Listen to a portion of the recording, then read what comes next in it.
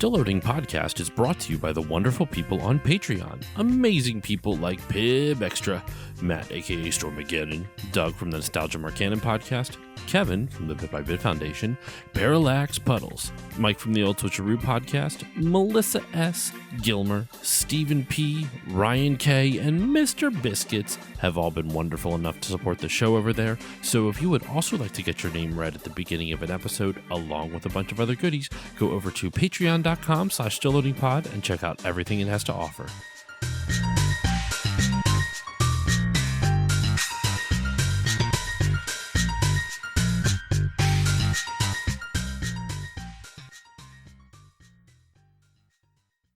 On this episode of Still Loading, our P meters are fully charged.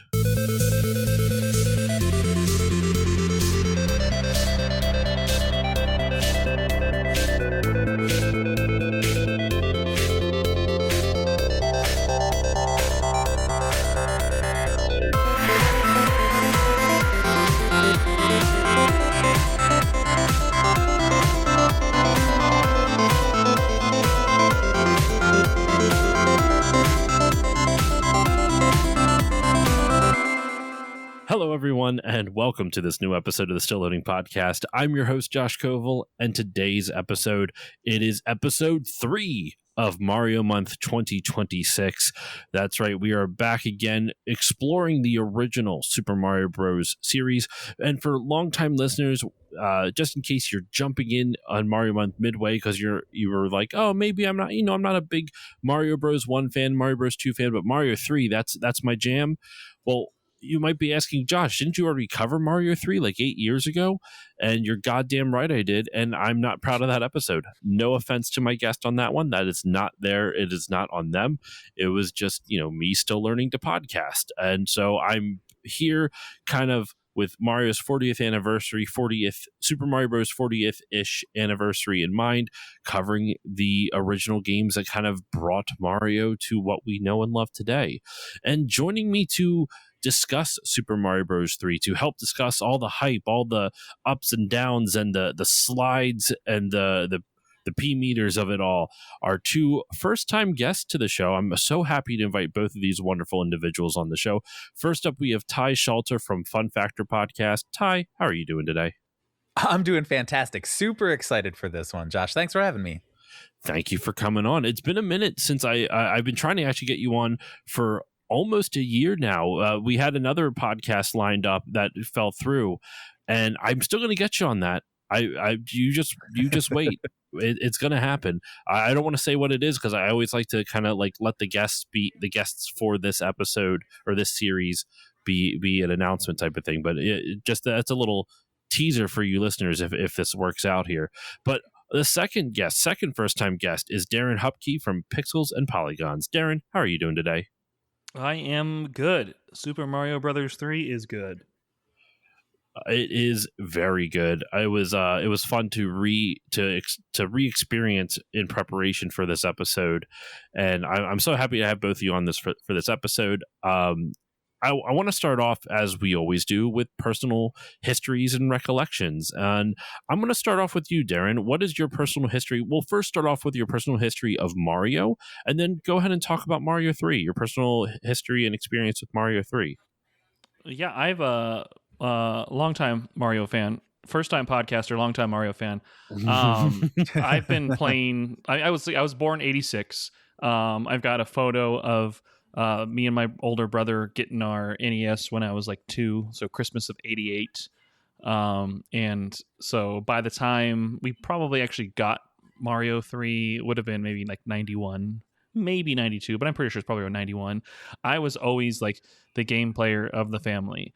I just like was little and like would just stick to it and do everything. So like I remember playing it early on. We had the set with Duck Hunt and Mario Bros. And the Zapper and everything. And so when we ended up getting Mario Brothers 3, I was already accustomed to like the gameplay and everything. But it was like completely unexpected. Like I'm currently doing a project where I'm like comparing like the first game to its sequel and everything. And I know this isn't the first sequel to Mario Bros, but like essentially the team developed Mario 1 and Lost Levels, which was Mario 2 in Japan. But Mhm. if you consider the technology and what those games were to the jump they made for this in just like 2.5 years, it's pretty nuts. I mean, just like graphically and gameplay, like all of the quality like improvements to it, the items, the mechanics, and everything to it, like it floored me even then. So I was a long time super fan of the game. It is still. I probably like it more than World, but World is probably the better game. But they're both kind of in the top of my Mario list and everything. But yeah, big, nothing but good memories and nothing but good experiences. All the way back to the earliest of '90s for me with Super Mario Brothers 3. Nice. Yeah, I think your observation there with like this was, even though it's technically the third game in the series, it is, for all intents and purposes, the first true sequel, like first true intended sequel in a sense. Which I will get into more of the reasons kind of why that is. But Ty, throwing it over to you. What about your personal history with Mario, and specifically after that Mario Bros. 3? Yeah, pretty similar. I was born in 81. So I had played Super Mario Brothers at like babysitters and friends' houses, wanted a Nintendo very badly. I was actually just talking about this with Aiden. We recorded an episode of Fun Factor earlier today and discussed getting our first consoles and stuff. And so, but I think was it Christmas 88, 87? I think it was 87, but it was the triple pack with the NES and the Zapper and the Power Pad when I finally got it. And so that also had Super Mario Brothers. Played that, loved that. Played 2, and I didn't know the history obviously then, but it was definitely interesting. Wow, they made some really interesting artistic choices with this, and made some really gameplay innovations. Pretty cool, but definitely weirder. And then 3, I got 3, I want to say for Christmas the year it came out, maybe for my birthday the year it came out, but I definitely have a memory of like, okay, early, it was either before school or on Christmas morning. Sun was not up, and everything's dark.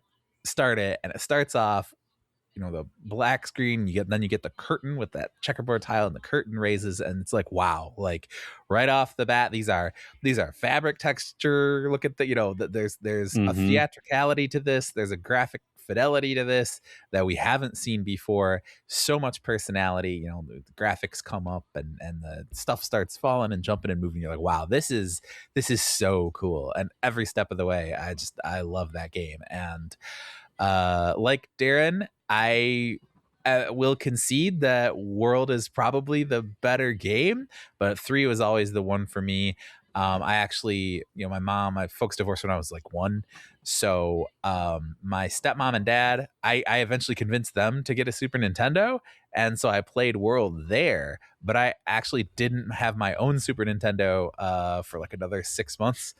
And so then when I finally got it, I was kind of like, I'm good on World. I actually got the Maximum Carnage edition with the red cartridge packed in, so I didn't get Super Mario World. And I was like, do I need to go back and buy this? Nah, I played it enough. But 3 was always the one for me.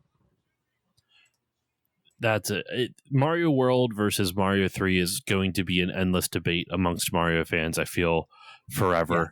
Yes.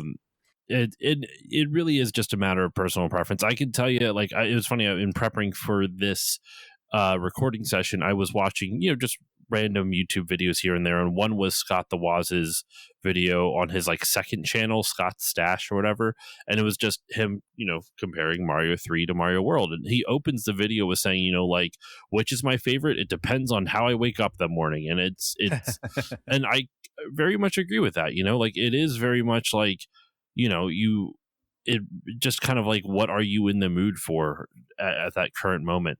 Like, Mario World is really fun, and I think the mechanics feel a little bit more polished, but the levels are a lot longer. And Mario 3 has these wonderful bite-sized levels that we'll get to discuss in a moment. So I can understand where it's coming from, where like these are, you have preferences, and Mario 3 just happens to be yours. And I'm kind of with Scott on this. Like I would have said like a year ago Mario World, but now like after playing both of these so close to each other, I'm kind of like, well, you know what? It's just kind of whichever way the wind is blowing that day. So for my personal experience with this, you know, I've already talked about my personal history with Mario. I believe it's been a couple months since I recorded the Super Mario Bros. Episode, but I'm 99% certain I went over it in there, so I'll spare listeners for that. If you want to hear it, go listen to that episode. But my experience with this game in particular is more just kind of playing it at like a church friend's house in their basement, and that was pretty much it. I didn't have Mario 3 growing up. I didn't have an NES growing up. So my experience to the game was almost vicarious or by proxy.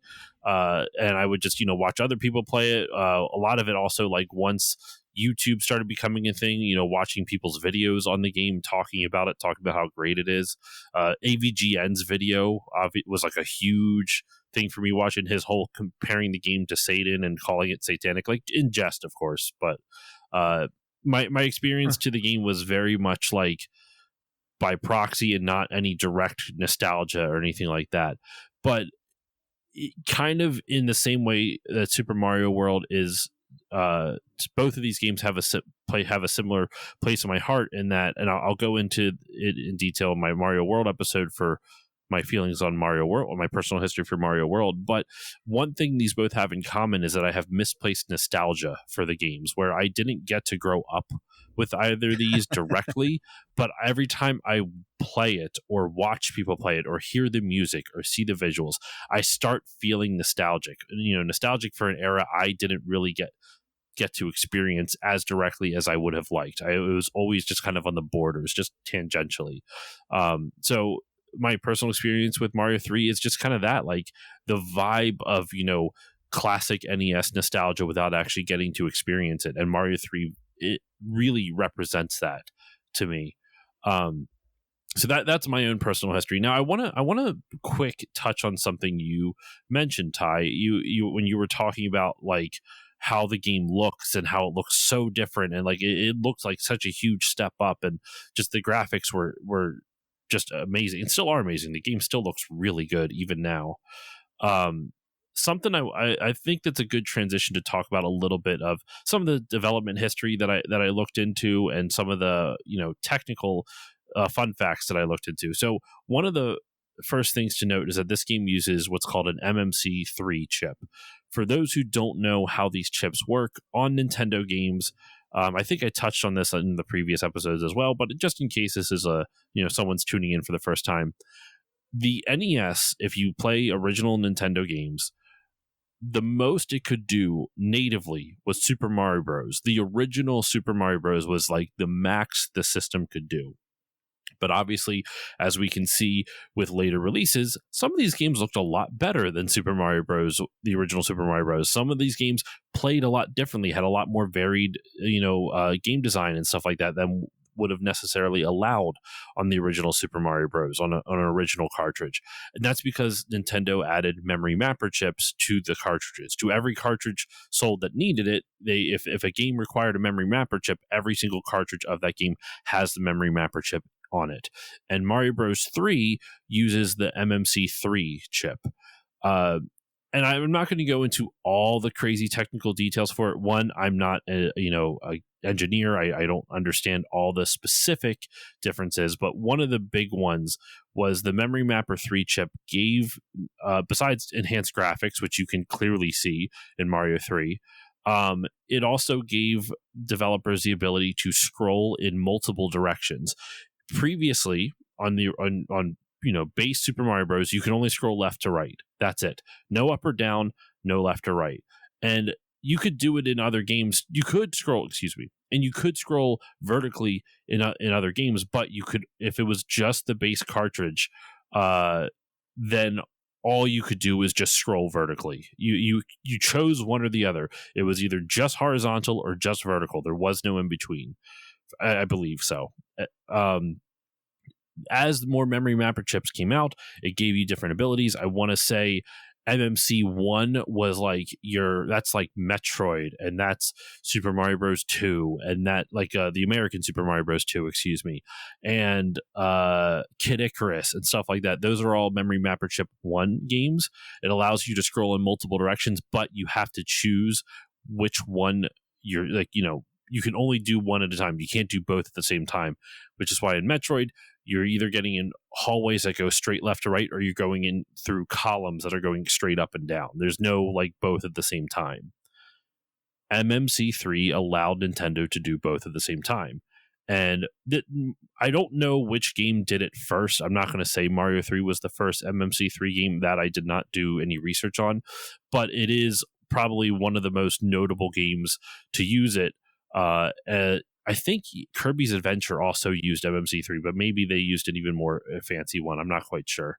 But so this game had different technology than the previous Mario Brothers games had in their cartridges, which allowed it to do a lot of cool and different things. Now, I feel like I'm hogging the mic on this. I'll wrap this section up real quickly. The last little technical bit I want to touch on, which I find interesting. There's an awesome video on YouTube from Retro Game Mechanics Explained, and it's called the Nintendo Entertainment System's loading seam, excuse me. And they use Mario Brothers as an example, where basically, I'm not going to go through the whole video because it's really technical, and I also don't want to take their work. But do you guys notice in Mario 3 how like when you're going really fast from left to right, that the objects on the right side of the screen are discolored slightly until they get farther onto it? Yeah, like you can see like almost a fine right hand side line, like almost like drawing them on, or it kind of gathering all that data up though. But yes, I have noticed that. Yes. So the reason it does that is normally when the NES is like loading objects into display, it does so off screen. Like there's a loading seam that like if you were to extend the image on the screen out beyond the borders of the TV, like let's say it's like an inch off the screen. I'm not saying that's what it is exactly, but just for sake of example, that let's just say that's what it is. It's like an inch off screen. So by the time that it gets on screen, it's fully loaded, and you don't even notice that anything despawned or spawned onto the screen. On Super Mario Bros. 3, they had to shrink those loading seams to the left and right because to be right next to the TV, like right next to the border of the frame. And they hide the left one because if you noticed on the left-hand side of Mario 3, there is like a random bar that kind of cuts in just maybe 50 pixels from the left side of the screen, and it usually mimics whatever the like skybox texture is. If it's like an underworld level, then it's like black. If it has a sky, or if it's got a peach colored sky, then it's peach, that kind of thing. That bar is made specifically to hide the deloading screen. So that is why you're seeing only from the right side, like objects and things behaving a little bit weird with the colors because it hasn't fully spawned in just yet. It hasn't had a chance to fully get in.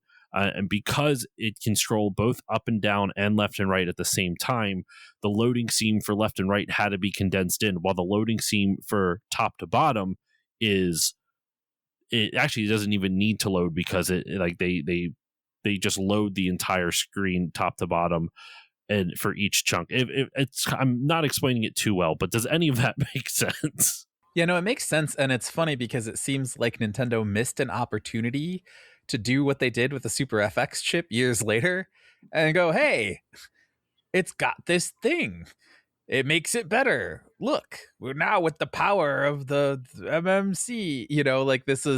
I had no idea until like a year ago that this was a thing happening in Nintendo games, and they were just adding chips on the cartridges across the life cycle of the system. And that's why games got better and better and better across the life cycle of the system.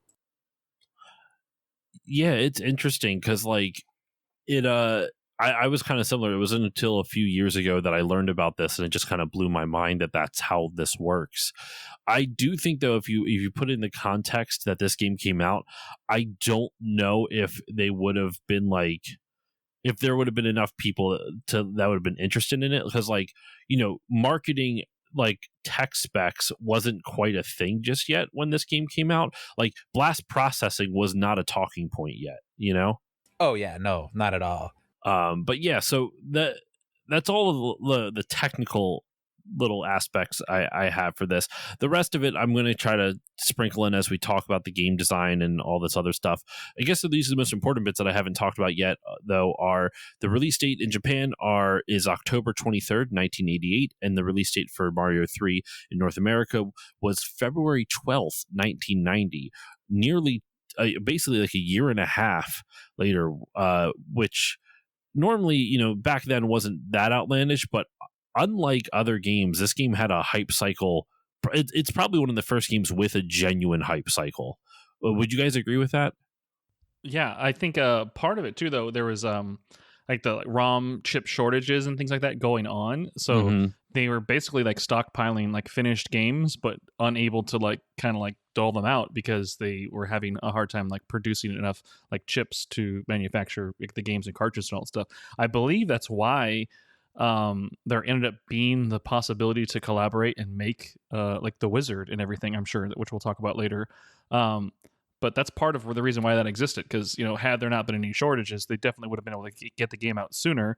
But because they had that lead in time, they were able to create marketing and a hype train, for the game before its release. Ty, any thoughts? Yeah, no, it feels that way. I was just on the edge of being able to perceive this. I was not aware that there'd been a bait and switch with 2, right? So it felt like a pretty normal release cadence. And the idea that there were games in Japan that hadn't come out yet, I was aware of this. I didn't feel like the full weight of a year and a half, like people talk about, kind of, going back and like you said, watching videos, listening to podcasts, doing research. Like the American gaming public was aware of this to the extent that there was an American gaming public, right? But they were aware there was a 3, it was great, we didn't have it, where was it? And I understood that it was coming a little bit, but it didn't really strike me at the time as being like way overblown or way bigger or more different weight than others. But again, I was like, 7, so I would have been less than 1 year old when this game came out. I was born in '89. Right. I was almost one. To be fair, I was almost one. And I will say, I within a year, I think I started subscribing to. It was 3rd grade, I remember, that I started subscribing to Game Player's Guide to Nintendo Games, as it then was. So I was not far off of being in the gaming zeitgeist and reading articles about whereas, that kind of stuff would have gotten to me, but it was just I was just a little too young to really get hooked by that hype cycle. Yeah, I started reading magazines, like video game magazines, in like the mid 90s for me and everything. I remember picking up old Nintendo Powers and seeing them at friends and family members' houses and stuff. But my first gaming magazine subscription probably wasn't until like 97.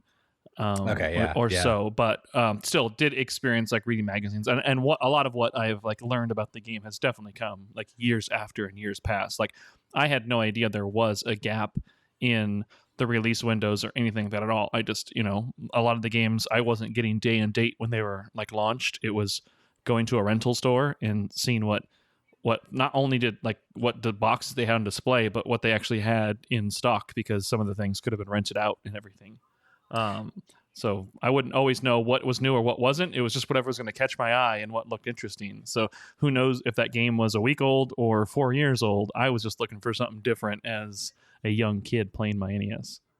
Yeah, and we were still years away from day and date being like a thing people knew ahead of time, right? Like street dates for NES games are notoriously weird, right? Like even historians will go back and go, okay, well, like Nintendo will tell you this, but somebody here has a receipt from a store in Scottsdale, Arizona from like 2 months earlier or a year later, and they said they got it on launch day, right? Like people's actual experiences of where the cartridges showed up on store shelves and when, and what the street date was supposed to be and when cartridges actually arrived and maybe retailers were supposed to hold on to them and maybe they didn't, so it's really, really variable still at this time. And it wasn't like, and Super Mario 3 available nationwide, go. Sonic Tuesday. Right. That was not, we're still a few years away from that. Now, Ty, I hope this doesn't come off as rude, but I wanted to ask, since you are a bit older than Darren and I, did you see The Wizard in theaters at all? No, I was aware of it and I wanted to go see it, but again, single mom, my mom has never liked crowds or people. I don't think I really understood until I was an adult how much she was avoidant of that, right? And it's not like she didn't take me to movies, but it was like it had to be kind of a big deal, and she also had to be able to see it as something she would be able to sit through. So like I saw An American Tale in theaters. I did not see The Wizard in theaters. And I actually still to this day have never seen The Wizard because there hasn't been a single person who's been like, you know what's worth your time? The Wizard. You know what's a good experience to do is watch The Wizard. And so I've never gone back and watched it. If you ever do a FunFactor exclusive on The Wizard where you do like a watch along commentary, or not even a commentary, I can't say I'm a giant Wizard fan or anything, but I find the movie, like, I'm a fan of the so bad it's good kind of movies, movies ironically type of thing. Wizard falls into that. Also has a very young Tobey Maguire in it, very briefly. So that he doesn't have any lines. He appears as one of the extra bullies that's standing behind the main bully, and that's about it. That's about his entire not cameo. That's his entire thing. So there you go. That kid that's had reason Spider-Man enough. backing him up and no idea. He didn't. Lucas the bully had no idea that Spider-Man was there with him the whole time. That's funny. I didn't even think about that. But okay, yeah, I was just curious because, like I was saying, I didn't really get to experience this. I didn't experience any of this like as a kid. So, side note: if anyone does want to hear my thoughts on The Wizard, I did do an episode 2 or 3 years ago I meant to look this up beforehand. It's with Jared from Play Along Podcast and Stefan Reese from Art and Nintendo Power, the exhibit that he puts on. So go check out that episode from a few years ago. It's a fun one. But so I wanted to talk about The Wizard now, though, just like not necessarily the movie. Like we talked about the movie in depth on that episode, but I do think we should touch on The Wizard just because it is, it is just blatant Nintendo marketing. That's what it was. It's interesting to think about a hype cycle being so big that literally they just make a feature-length Hollywood film just to promote a bunch of Nintendo products. But that's, for all intents and purposes, that's what The Wizard was. Because, since this was a time before the internet, really dating us and this movie, there was no way to view, there wasn't an easy way to view trailers for anything. Like you could watch commercials, but it wasn't like you would see trailers online. This was one of the first ways that people ever saw gameplay of Mario 3 live. There was no way to see it prior to this, really, unless you actually played it or imported it or something like that. So playing it or going to see The Wizard gave you a chance to see what was actually in the game, like a little taste of what was in the game. Also, it showed off the warp whistle, which how the fuck would you have known that existed without someone telling you about some of the ways to get to it? So the movie kind of served as almost like a double purpose. It was half marketing, half guide. Okay, mostly marketing. It was 95% marketing and 5% here's how to do the warp whistle. So Ty, you already said you never saw The Wizard. Darren, have you ever seen The Wizard? Yes. I am a Wizard viewer.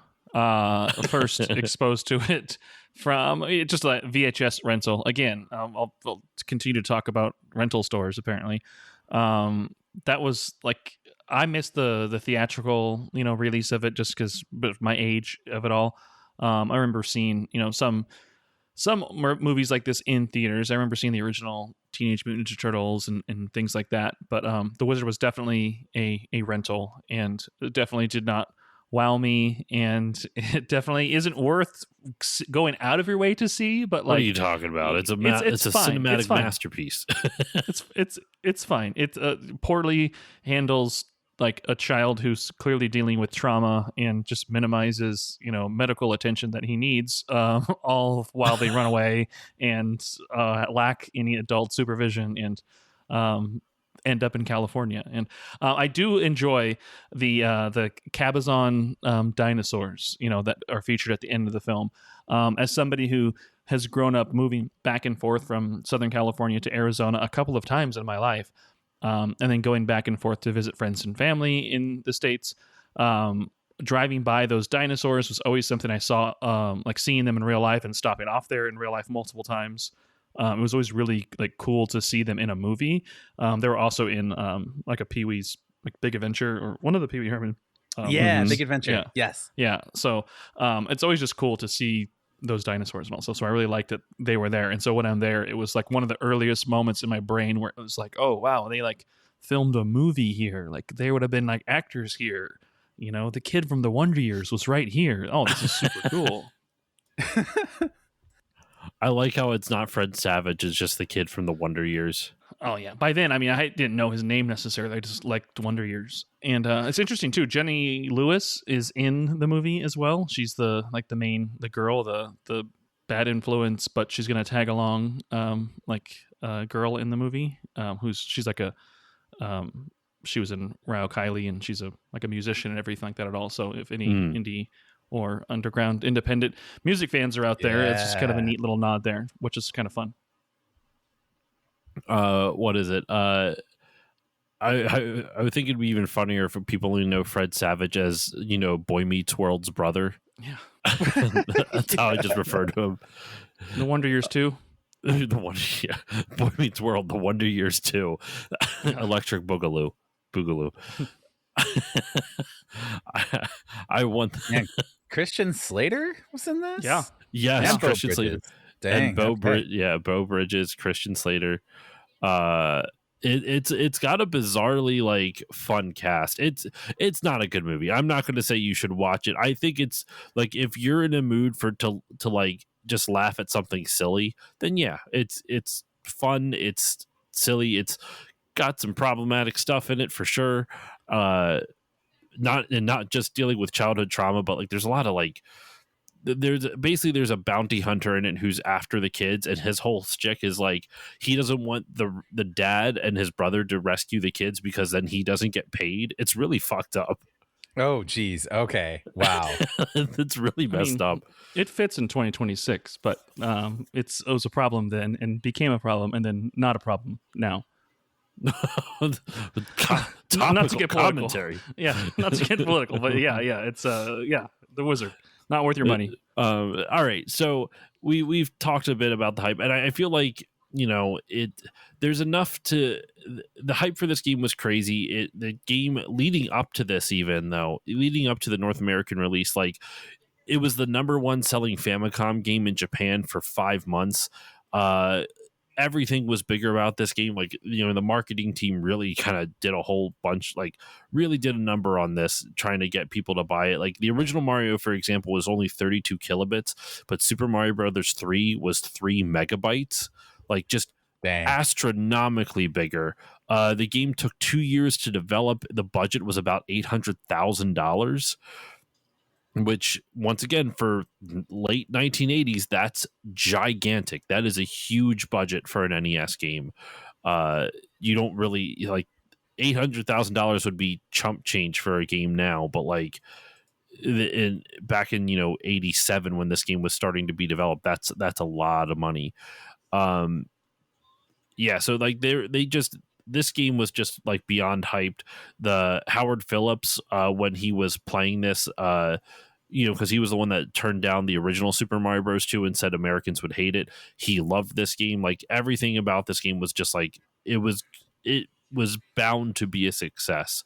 And then you guys already mentioned it. I believe Darren, you mentioned it. The chip shortage really hurt them a lot.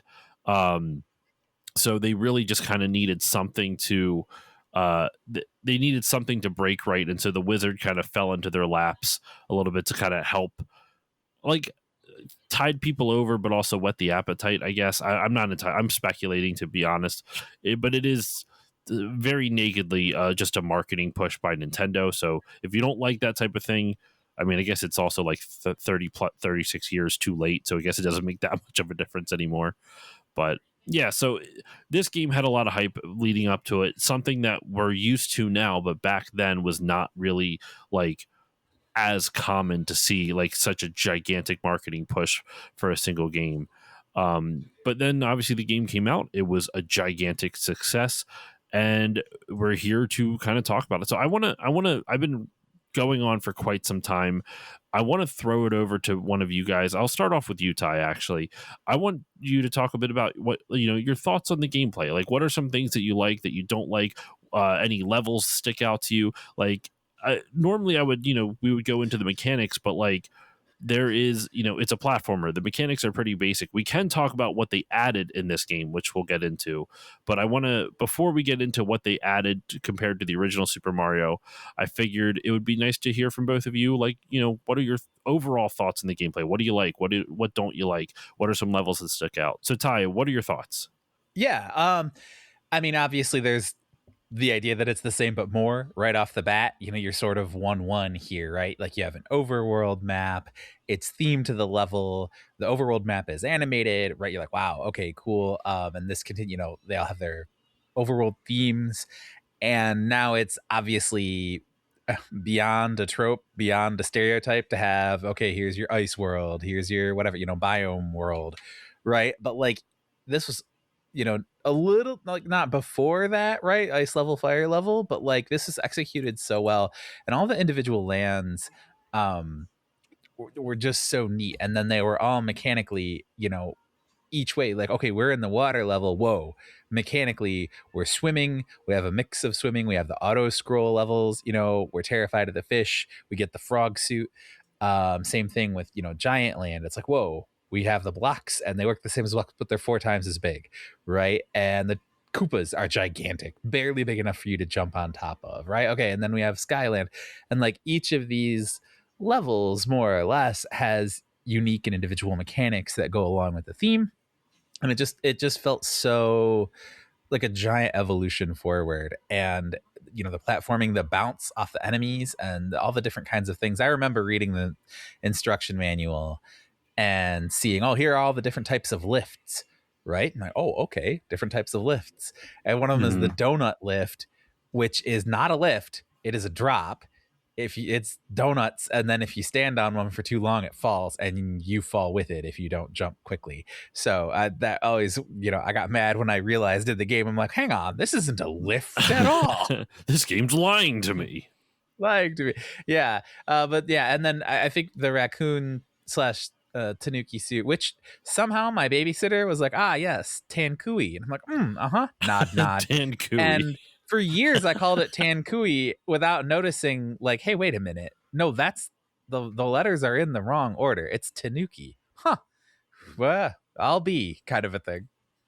I feel like we all have met one person in our life that, like, pronounces a word in a way that doesn't make any sense based off the way the word is spelled. That literally just, I don't know why that's bringing memories back to me. My wife worked with this woman named Deb who would not say pattern. She would always say pattern. Like, she would add an E. Yeah. Oh, that drives me up a wall. Yeah. I get it all the time with my last name, like Schalter. It's really not that hard, but so many people go Schlater, and just like, I don't know how you got Schlater, that from that. The brother of Christian. Like, literally, I've joked about that many times my whole life, but people do, Schlater. I'm like, look at that again. Like, really look at that. How did you get that from that? Yeah, there's AC Slater and there's TY Schlater. Little did we know, Ty was the secret brother of AC Slater from Saved by the Bell. Yes. The off-screen brother. The off-screen, much littler, much nerdier brother. That's really funny. Uh, God, what if about Screech had been if Screech had been Slater's little brother, think about how different everything. That would have been wild. Anyway, I think we need to watch some Saved by the Bell. You know, that's aged absolutely. great. Oh Lord, dude. Oh, Yeah, I don't even know. Like I'm making a speculation based off the fact that it's a teen show from the 90s. But anyway, dude, you have no idea. Oh.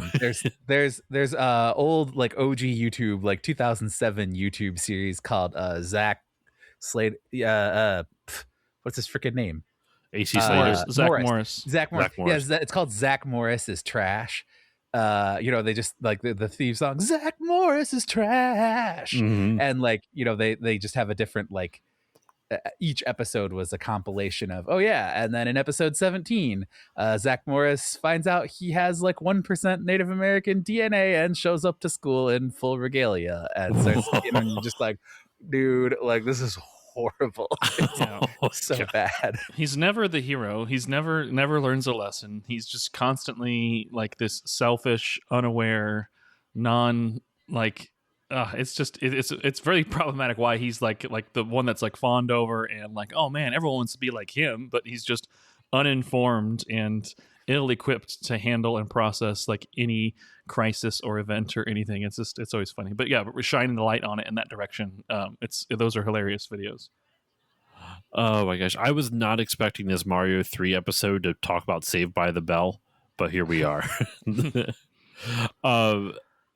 So Darren, what about you though? What are your thoughts on like kind of on the gameplay and everything? Yeah, I mean, just bigger and better. Like having played so much of one, like knowing where like the warp areas are and like memorizing like all the little secrets and nooks and cranny of that game. Really there's like just a handful of moments that you can kind of do those things. But in 3, it just felt like there was like so much more of that stuff. Like there's the levels are essentially straightforward, but there's like alternate paths and like different things that you can kind of think of, which like are really, I don't know, it's really cool because it just enhances the game like even more. Like if you don't want to just rush right through it as fast as you can, you like stop to smell the roses and look around the levels and all that stuff. There's a lot of things to be found, and yeah, all the mechanics, all of the themes of like the stages and everything like blending with each other. Like even the world map design, I used to love like drawing and like tracing like some of the maps and some of the levels and like trying to create my own like worlds, when I wasn't playing the game as a little kid who just wanted to be an artist as well. But yeah, you don't expect a game to jump from, the Marios that came before it to this, like that. It just seems like they somehow like magically maybe developed 2 games that they were unhappy with and threw away and took all of their talents and like made this game out of it, because it's just every facet of the game has been significantly improved, and like there really isn't anything I'm disappointed by in it. It's like start to finish just a highly entertaining and highly replayable game. Mm-hmm. Both of you mentioned just how much bigger and better this game was compared to everything that came prior in the Mario series, and obviously that's an intention with most sequels, but Miyamoto specifically was like really hell-bent on this one to like make this the best Mario game ever, and I feel like that's a little cliche at times. Every time you see developer interviews, they're like, oh, we're going to make this the best ever of blank series, whatever series the game is for. It's a bit of a cliche, but also, sorry to interrupt, but it's also a pet peeve of mine, because Steve Jobs spent everything going, and it's the fastest Mac ever. It'll be the most powerful iPhone ever. Like, yeah, no shit. Like if the new iMac is slower than the last one, you've got a big problem, Steve. The new iPhone, the iPhone 4 had better be faster than the iPhone 3. Or what have you been doing with all your billions in R&D money, right? So like to one extent, yeah, like it should always be better than the last one. But the ambition of this game was just clearly gigantic. Mm-hmm. Yes. It was huge, and like I think it's funny when you look at other devs say that, but like it's noticeable when it actually works out. And this game, obviously, like it's not just that they did it. They obviously did it, but they did it, and they did it better than you probably would have expected it to, in a sense, especially considering how like Super Mario Bros. 2 was. The original one, they didn't even release in North America originally because it was just too challenging. So the fact that they kind of just put, they went all in on this, and it shows. It just, I don't know, the game works. I mean, that's obvious. It sold crazy well. But something I wanted to talk about with this, some of the things they added to this game, you both mentioned like how it's just bigger and more. They added the overworld map. That was new. Auto scrolling was a new mechanic added to this game. They added a bunch of new power-ups because before, it was just the Fire Flower, the Superstar, and that was honestly pretty much it in terms of power-ups. No, I'm sure. I feel like Super Mario Bros. 2, the original Super Mario 2, had something. I can't quite remember. But this game, it had the leaf, it had the Tanuki suit, it had the frog suit, it had the Hammer Brothers suit. It had all of those things, and all of them were just amazing. Like they each did something unique and different. And even the frog suit, I thought I was going to hate the frog suit because it's so tedious to walk on land. But man, there are some levels that the frog suit, even if you're walking on land, like the rhythm, the cadence of like the hopping just made the level easier, even on land, which was just wild to think about. It's great. So they added so many new things to this game. They added other new mechanics like sliding down hills, picking up and being able to throw objects or kick them. You could also fly through the air temporarily, and though if you got the P-Wing power up, the special P-Wing, you could fly through the whole level, but it was only for that level. You could bank items which you never could before. You could select an item from a bank of items in your inventory on the world map, and then use it later on for that level. And it was great. There were so many things they added to this game. And it's amazing what they did to it. For me though, like my kind of thoughts, besides just like gushing about how much they added to the game, for me, what I love about the level design, the game in this, is that the levels are very bite size. I mentioned that earlier, that I really like that element of it, and I still stand by it. I think the game is really, it's nice that the levels are very bite sized, because even if it's a challenging level, it's not going to last for the most part very long. So you kind of like, I don't know, I can't speak for everyone, but at least for me, it gave me the energy and the motivation to push through it and try to get through a hard level, versus like right now I'm playing through Yoshi's Island for Mario Month, and those levels are fucking long, man. And some of the levels are just really challenging, and I'm just like, I don't have the motivation, because even if I lose all my lives, I want to have to go through all the stuff that I didn't beat the first time, and that's a little frustrating.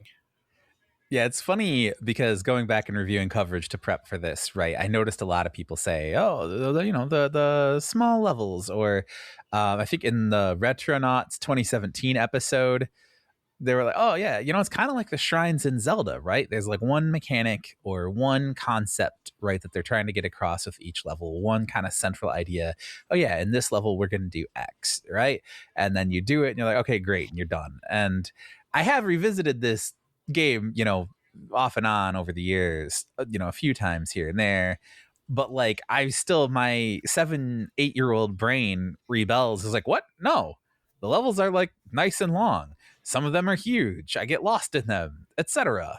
Right? Like some of that is more about the exploratory nature of the levels, and there's often room to fly up or climb down, or alternate spaces to explore, right? But like, no, these are really quite small. Some of them are tiny, some of them are medium sized, there are a couple bigger levels, but it is really like there's a lot of levels, they're not that long, and they're really intriguing, and a lot of original concepts, and you're not just slugging through either big huge long marathon levels or the same thing over and over. Yeah, the game is also designed, like, obviously it has the P meter, it has that max speed mechanic.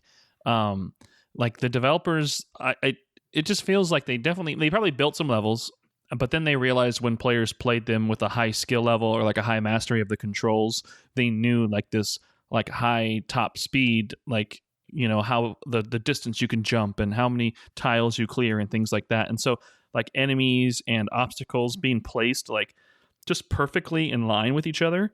Like, so like a flawless, highly skilled player can make like the levels that exactly like you were saying, Ty, like as a kid, like I would struggle with. I would have to double back and run or like wait for another cycle of the enemies to come by or something to like just advance like a screen length. But you can watch a player like I watch Mitch Flower Power. He's a speedrunner, and you know he's Summoning Salt's done some cool videos that cover a lot of his runs and everything. But watching him play, like, you know, he can beat these levels in just seconds with like minimal button pressing and just like the pixel perfect, just like lining up of all of like the mechanics and inputs and movements and things, and it just makes the game just fly by in just moments. What it's like.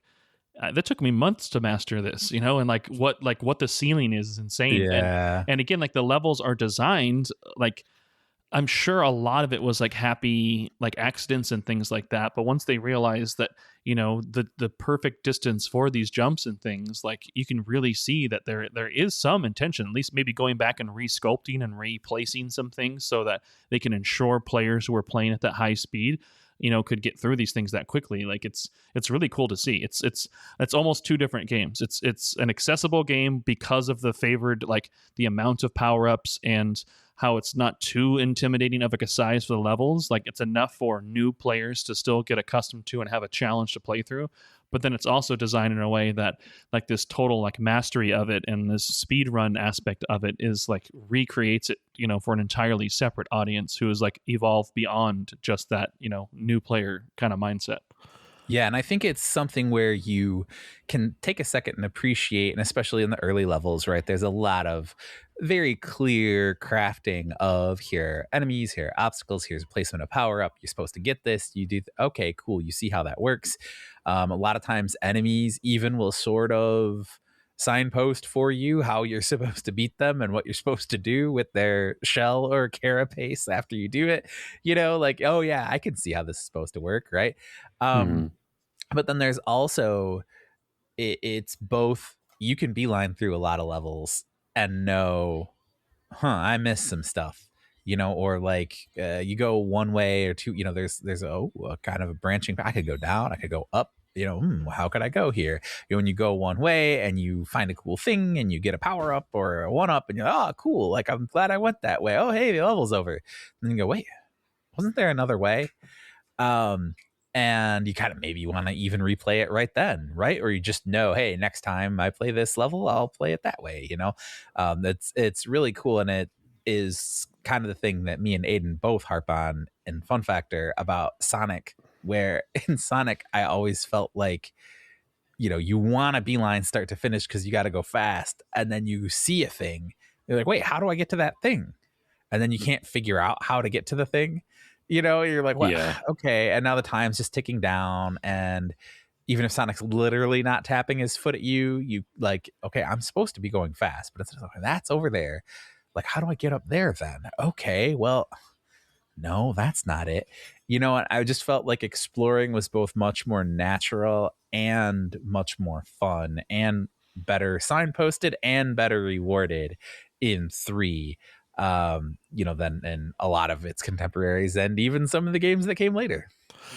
Well, like with the Sonic comparison, like Sonic is a platformer that advertises itself as a game of speed, but when really it's a really meticulous, slow, grinding platformer. Yes. And yes. Sonic moves slowly initially, like he's stuck in molasses. It takes a while to build up momentum.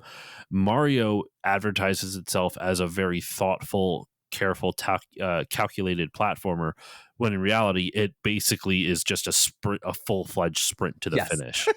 It's interesting how each game kind of markets the opposite and does the opposite then of it. But and something you mentioned, Darren, about talking about how like the game is designed so well in terms of being able to be approachable for new players, but then also if you know how to play and you know how to manage your P speed, know how to manage your P, you can go through the level. What, sorry? I was making a dumb joke. I said, hold your pee. Yeah, you got to hold it. Yeah, That wasn't a dumb joke. Don't debase cut yourself. that out. No. Nope, that's staying in. But like the very first level, for example, like talking about the differences between experienced and expert players. The very first level, World 1-1, it starts off with you see the the classic Goomba heading right at you, just like you see in Super Mario Bros. 1. You see a couple blocks, and then you see kind of like those like square tiles that are like like screwed into the background, but you can jump on top of them. So that shows you new environments that you can jump on. It gives you a little bit of verticality just to give you a little bit of the practice jumping, and it shows you a piranha plant that's shooting fire. So right there, it gives you a bunch of basic kind of enemies, and then it shows all the verticality right off the bat because there's lots of those tiles that are kind of like screwed into the backdrop that you can stand on. Mhm. Then to the right side of the pipe where the piranha plant comes out, there's another Goomba on the bottom, and then there is a Koopa.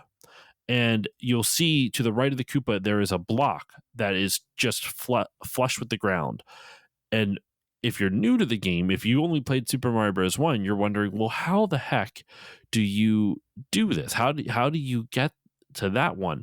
You might remember that, oh, you can, you could hit you could hit shells in the original game, and so then you might try to do that, or you might try to pick it up. I think that block there is very intentional to show you new ways they're hiding power-ups and new ways they're using blocks, also potentially showing you the mechanic of picking up a shell and throwing it and using it however you want to. That block that's flush with the ground gives you the leaf, lets you fly, gives you the raccoon suit. There's a couple more Goombas that show up, even like a little Goomba with wings. But once you take them out, it gives you a runway. And you notice at the end of the runway, there's coins going at a 45-degree angle up off the screen, or a platform to the right. So that right there shows you that there's two things you can do just without doing anything. It's not telling the player what to do, but new players will jump to the platform. Experienced players, once they understand how the P-wing works and how to fly and how the raccoon suit works, they know, okay, if those coins are leading me up at a 45-degree angle, there must be something up there. And then it rewards you for that with clouds that look like teeth, but clouds that you can stand on. And there is a one-up up there as well as a bunch of coins. And then and if you're good on the clouds, even you can actually get P speed again and fly up even further. And then there's a pipe up at the very top that if you go inside that, there's another like hidden bonus thing. There's like in the first level, it shows you a bunch of simple mechanics, and then also for experienced players what you can do with those new mechanics. Yeah, and in that pipe, sorry, I forgot. It's just the number 3 showing like it's Mario 3, and then you kind of come out and you're right at the end of the level. Yeah. And that's the end. It's a very short level. It doesn't take long to get through, but those first couple screens really show what you can do. It shows the grabbing and kicking mechanic for items. It shows the flying mechanic for the leaf. It obviously shows that like the new bits of verticality. Like this game is not just a side scroller anymore. You can go anywhere. Like imagine the freedom kids must have felt when they first played this. They're like, oh my god, I can fly. Like I've never been able to fly in a Mario game yet, and now I can. And then even if you don't fly, even if you don't understand the P-wing, you're going to figure out by accident how the flutter tail works and how you can kind of float down a little bit, it's just a really great first level. So yeah, I to kind of echo what you were saying, Darren, about how like the game encourages players like expert players to like experiment and try new things. That first level does it from the very beginning, and even some of the other levels will Like some of the other levels after that do that as well. You in the second level world, I guess it's 1-2. You have a bunch of hills, which allows you to do sliding mechanics and stuff like that. And at the bottom of the one hill, there's a bunch of coins in a bizarre shape that appeared that, like, if they were solid, that would look like platforms.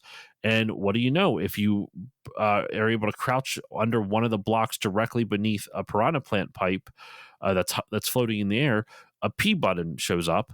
And as we know, you got to hold your P. That's one thing that Mario teaches you. You got to hold your P.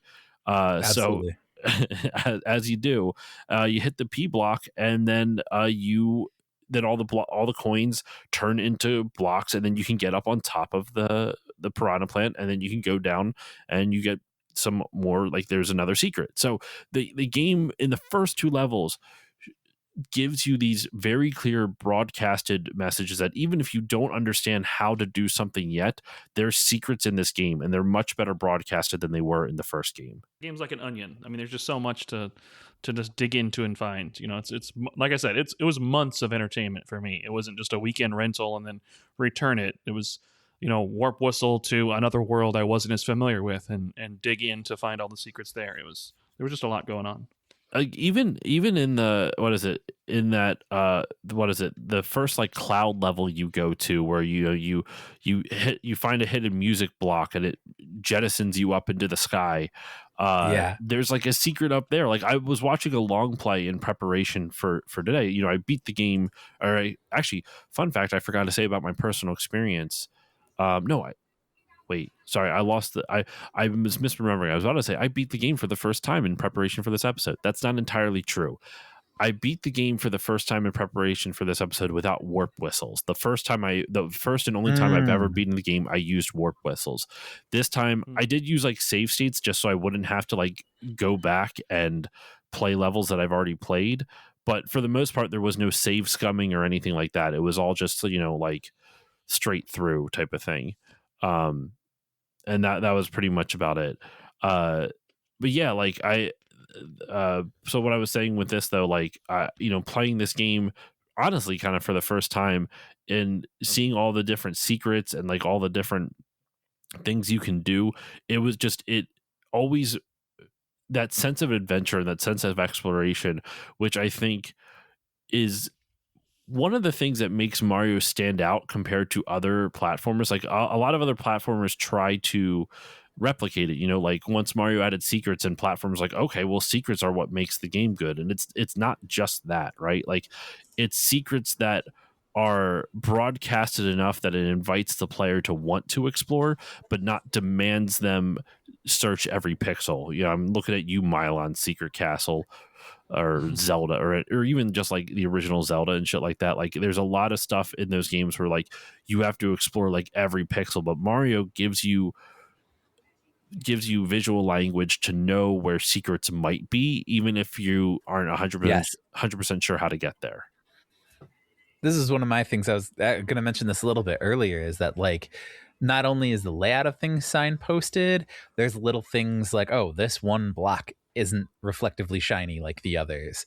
There's just a certain, like, the sprites have certain outlines, right? That are like, oh, wait, hold on. What's that? Is that's interactable, or that might be an enemy, or that kind of thing, right? Like, no matter how many new and wild stuff. And again, sometimes there are things that appear in just one level or just two levels, right? Mm-hmm. There's all these little mechanics and tricks and items and things. The only one that actually threw me, it was in the Skyland, which again, I love Skyland so much because of the way it's executed and the number of like, oh wow, cool secrets, and then, you know, going up this like tower and just, oh, I found a beanstalk. Okay, great. And then I'm in the clouds. It's awesome. But I think it's in the Boom Boom Castle in the clouds. Mm-hmm.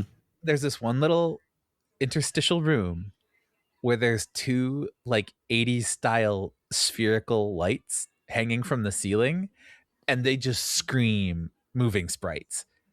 And like, every time I went to that room, I'm like, these things are going to fall on me, or like something's going to happen. These balls are like, the lights are going to come on, enemies are going to pop out of them, something. And then you just go past them and then you go into the pipe and get out of the room, and like nothing else happens in that room. And my whole life I've been like, it looks so much like those lights are going to do something, because every other spot in this game you see something out of place and you go, that's going to do something, like the sun in the desert land. You're like, everything else in this game has a happy little face, and that sun is sitting there staring at me like it's furious. It's Just mean mugging seething you. that I exist.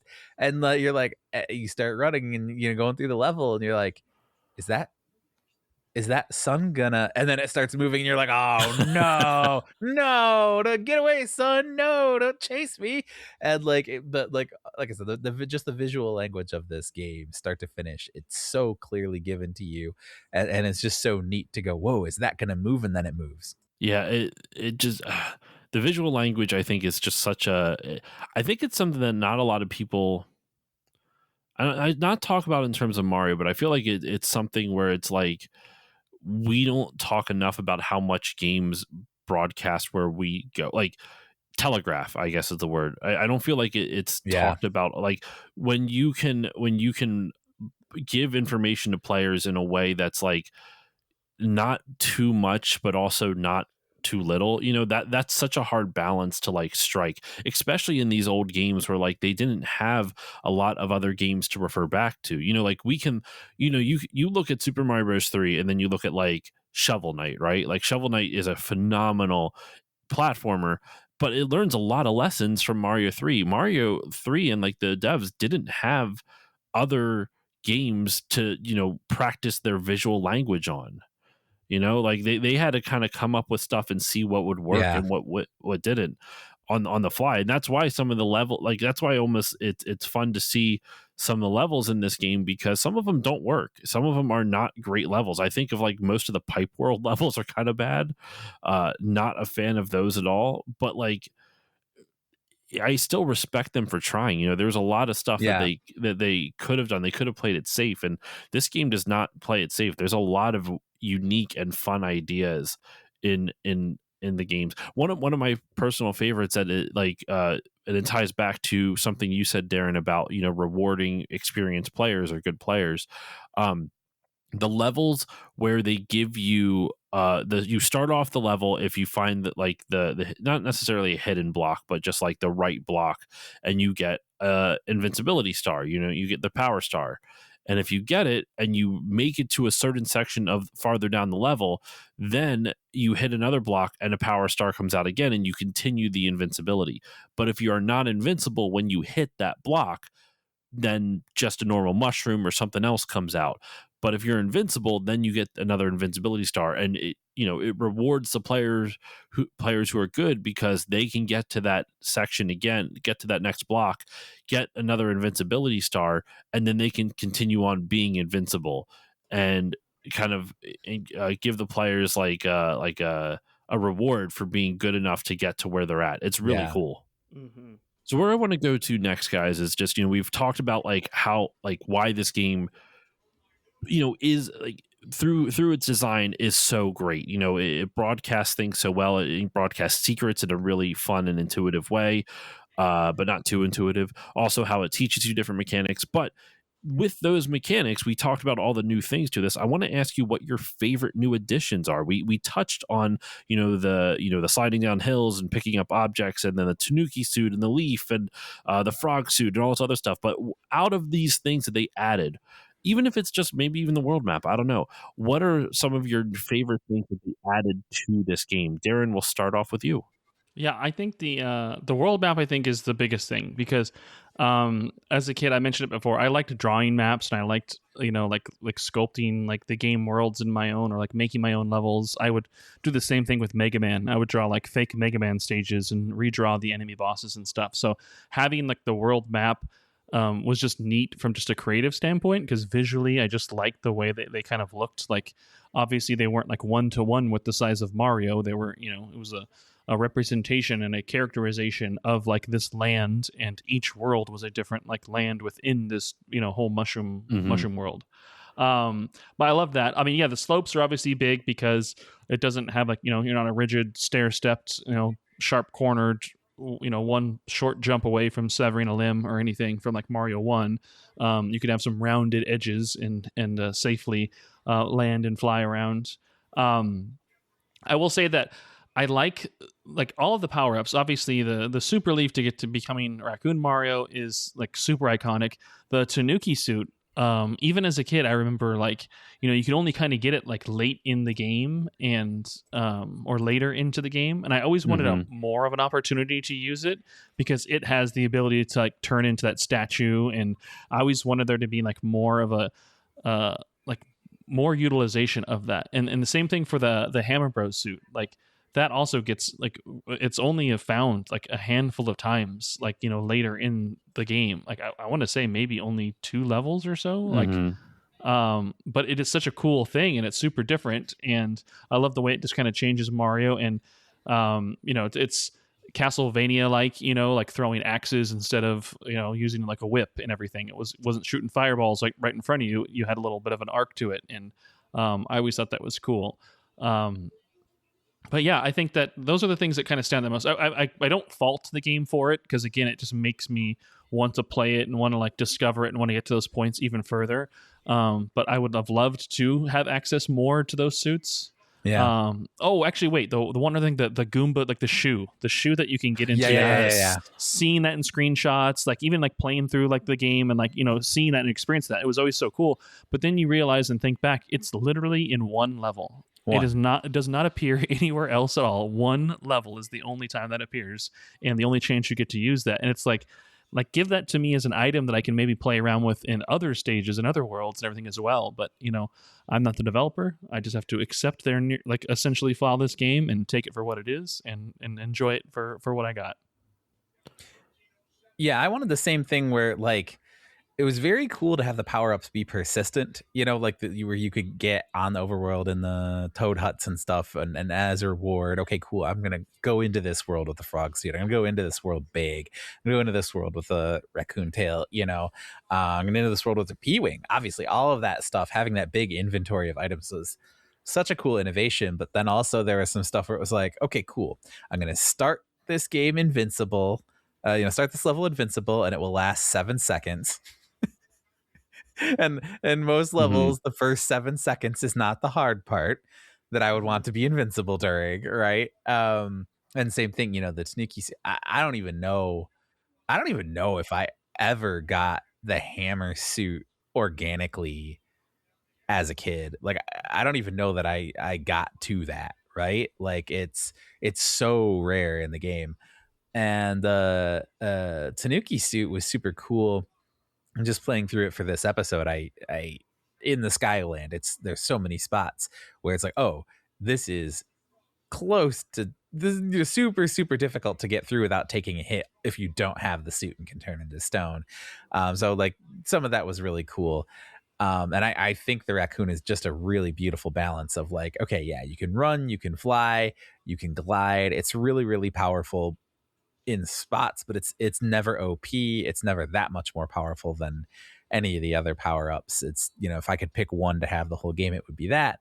But then there's also a little bit Breath of the Wild, like where, hey, there's always another cool power-up right around the corner. There's always another cool level right around the corner. And there's so many good ideas.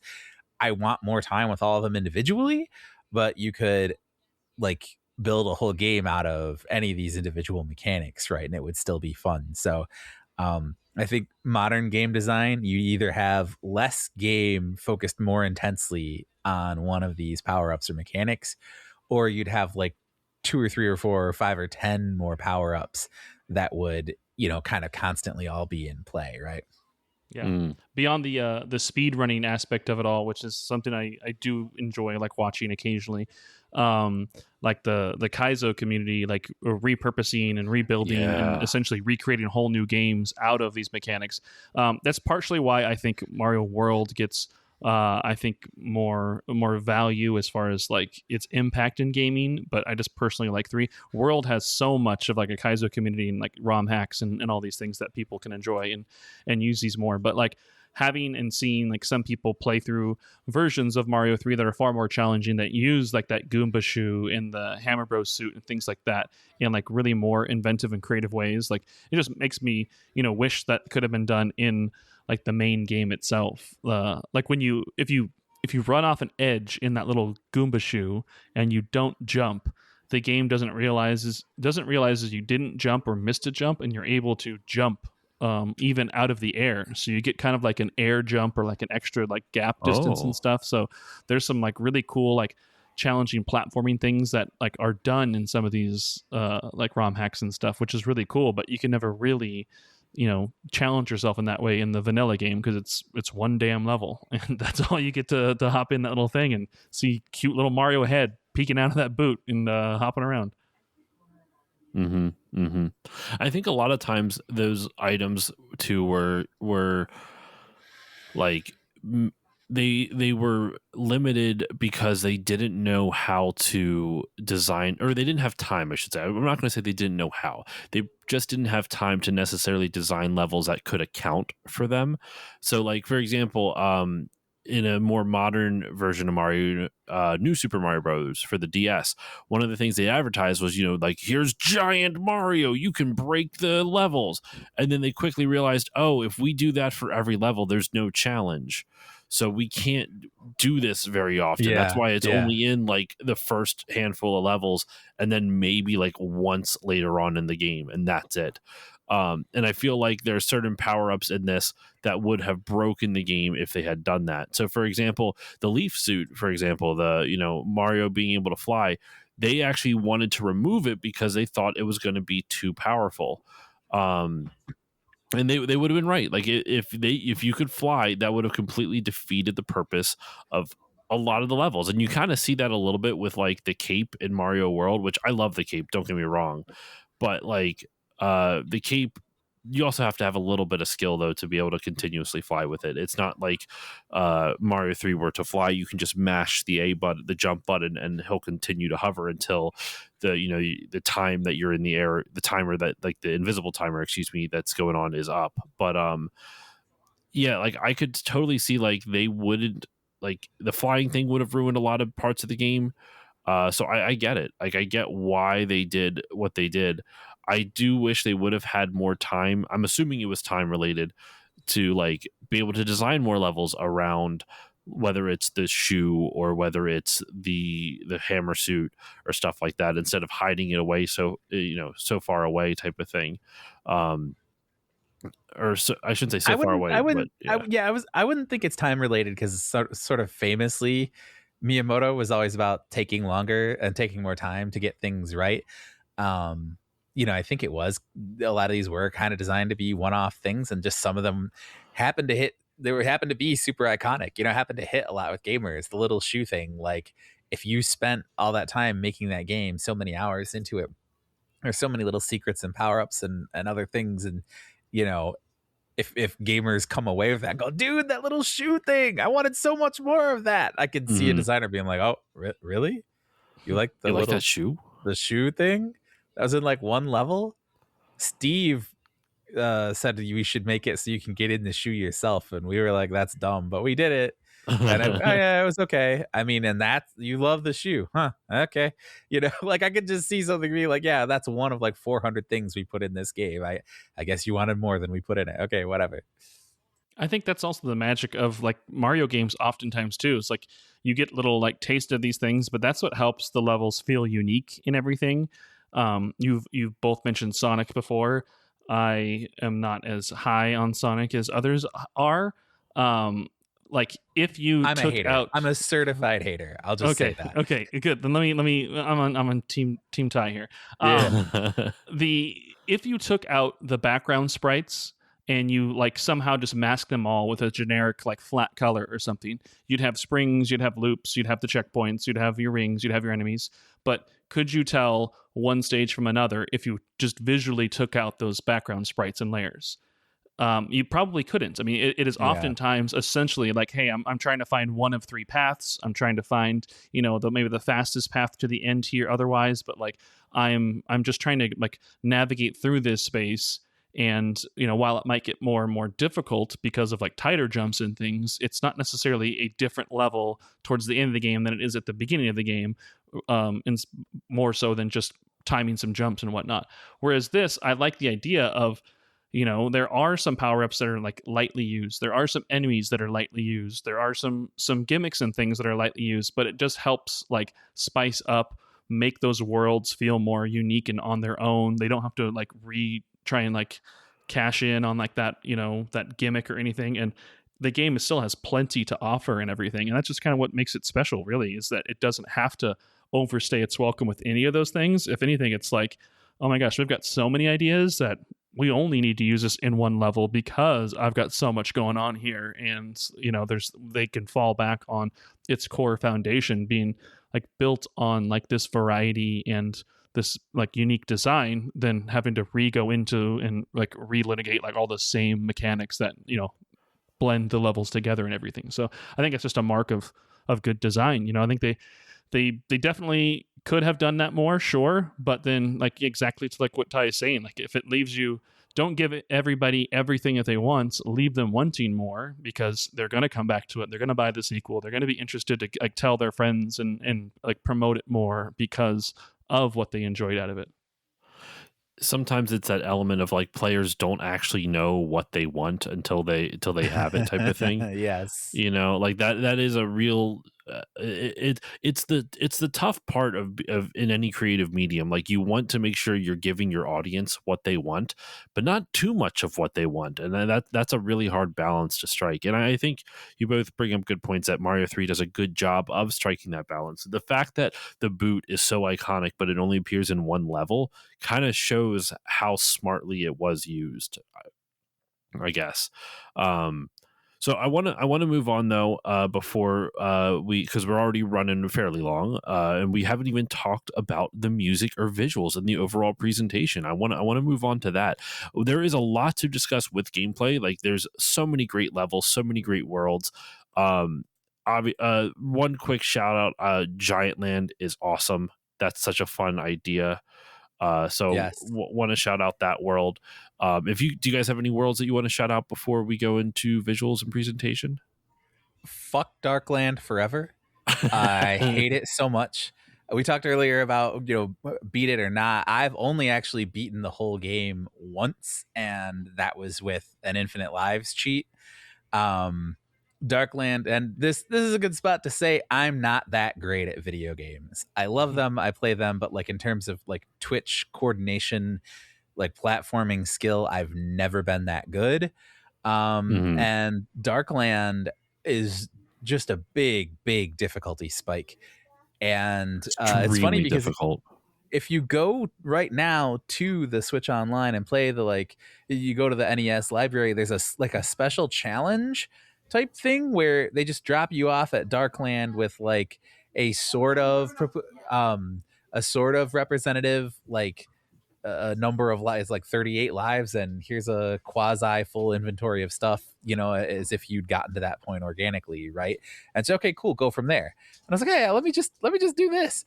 And I sailed through the opening tank thing in one life, and like everything's appearing from, oh yeah, and then here, and then this is here. Yeah, I'm like, wow, am I just like way better at this now? Like, am I like way better? And like I burned, I think 12 lives trying to beat the boat that comes immediately after it. Mm-hmm. Oh my God, no, I'm not any better at this, right? And so like I played through that and played through the other one, and then okay, I get to like, then we get to Darkland 1-1. Oh, and also the stupid little hands that grab you into the like bonus pain levels, and so you're sitting there and it's like, I remember, I'd play all day trying to get to Darkland, and then I'd get to Darkland and okay, I have a bunch of stuff, but like you've got your P-Wings and your Dugum's Clouds that let you skip a level unless you die, and then you go back 2 levels, and you're just like, I have no idea how big this map is. Every level is insanely hard. The map, the map's all darked out. All the levels are dark. and it's so difficult. It's so challenging. And when I finally got infinite lives, I still had to beat my head against the wall and burn those infinite lives, right? Like, it wasn't as though I wasn't using like invincibility or like any other like power up, but it was still just such a grind to just make my way through it and fight all those things. Mhm. It was just, it was so hard and so challenging and so frustrating. So I've only seen the ending once. It's a tough ending, man. Sorry, what were you gonna say, Darren? Oh no, yeah, I hate Darkland as well. That whole last World 8. But I hate it just because those first two auto scroll levels. Like, I feel like it grinds the pace to a halt and everything. Like, they're not that hard necessarily, but you also have to just constantly pay attention the entire way through those longer stages, because Yes. if you do die and you have to go back and replay them, it's more of just like a test of patience than it is like anything else. And so, like, the other levels, I would like to have played a lot more and have just as much muscle memory of those stages as I did any other level in the game, but I rarely got to get all the way to them, just because I hated those like auto scrollers. Like, I mean, I have finished the game a few times. I did have a game genie as a youth, but I think I had the skill to beat this game as a kid. I'm pretty sure I've seen the ending. I've beaten it a few times, but I feel like I've done it without cheats and everything. And I think I remember even when you beat it, like if you start a new game, I think you have just like a whole bunch of like P-wings. Like, you can start, like a bunch of stages with just with P-wings, I think. And I remember doing that. So if that's a thing, then I'm not a liar. If that's not a thing, then I'm just misremembering and creating false memories. I'm wondering if that that's actually an happen. All-Stars thing. I haven't played the All-Stars version, or the Game Boy Advance version either. I wasn't even aware of that. Aiden and I covered in FunFactor the EGM 100 Top Games of All Time episode. I did it. Okay, yeah. Issue, and they had like each of the Mario games was listed separately, and they specified the All-Stars version of each, which was only like a year old at the time, which we were like, this is an insane thing to say. But yeah, so there may have been some extra features and stuff added for that you remember, because I do not remember starting back again with P-wings and stuff. I need to look into it. I need to double check. Yeah. Like, the only wrinkle in this is that I was not an All-Stars player, so it would have been the original. But again, like, I could just be blending memories, or maybe it could have been a Game Genie thing that just hacked the inventory to have that too, potentially. But yeah, I rented a after. Game Genie once, and this was one of the things. There were like two games that I just wanted to beat, and like, I normally was not a codes guy, but this one and Konami's Stinger, I'm like, I'm gonna get to the end. They're two of my favorite games, and gosh darn it, I'm gonna see the end of them. Yeah, my favorite world, just to answer your question quickly, so we don't have to waste too much time. But the Skyland, like, I like the idea of going from that map into that like spirally tower, into the upper sky, and then you saw like the even lower resolution, or it wasn't low resolution, but they like redrew like the map in like less and smaller amount of pixels to make it look like you're up higher. Like, that was just such a cool detail. Like, brilliant. I loved that. And that technically is not a level. You don't collect a card or anything at the end of it. It doesn't count as a level completion for any of like the speed run and statisticians out there who look at that. It is just it's like a pipe transition stage, but just done so in a more elaborate way. It's really cool. It is a really cool idea. I remember going through that for the first time because, like I said previously, I just used the warp whistles, and going through that, I'm like, oh, this is really clever. I thought that was a really cool way to do like a bit of world building through platforming. Yes. It was really cool. One last thing that I feel like we should definitely touch on with the gameplay, and I'm surprised I didn't bring it up sooner. The bosses, you have the Koopa kids, the first appearance of the Koopa kids, Iggy and Morden and all those, Lemmy and all those great musicians named after musicians. Though some were not named after musicians. The bosses there's like basically two different kinds of main bosses, and then obviously the final boss of Bowser. You have the Boom Booms, which are just those. They're in the midpoint of each world in their castle. Sometimes there's more than one castle, I believe, in a world. It's been I can't quite remember though. And then the final one is you get an airship. You have to do the airship levels, which are a mixture of bullshit and a mixture of fun. I'm always kind of indifferent to them. I'm angry about them in some instances, excuse me. I'm not angry about them in others, but the bosses are all the different Koopa kids, and they all kind of have a similar like gimmick. They all do like what is it? They all have a similar gimmick, and they all they you have to hop on top of them 3 times, and when you do that, then you defeat them. But the main thing is that they kind of the projectiles they shoot change depending on which boss it is that you are fighting, and that's a lot of fun. I actually really enjoy that quite a bit, even though some of them are really frustratingly difficult. I still enjoy that quite a bit. Fun fact about Bowser: do you guys know about his hitbox? No. So, or maybe. So, fun fact about the final boss: the final boss is actually easier than you would expect it to be. Bowser's hitbox is in his head. So if you stand directly where he's stomping and just crouch down, he can't hit you. He can stomp on top of you and can't hit you because his hitbox is in his head. So you can stand in the center of all the platforms, because he breaks through the bricks, and you have to lure him into breaking through the bricks to fall to his death, or what would probably normally be his death, but he survives.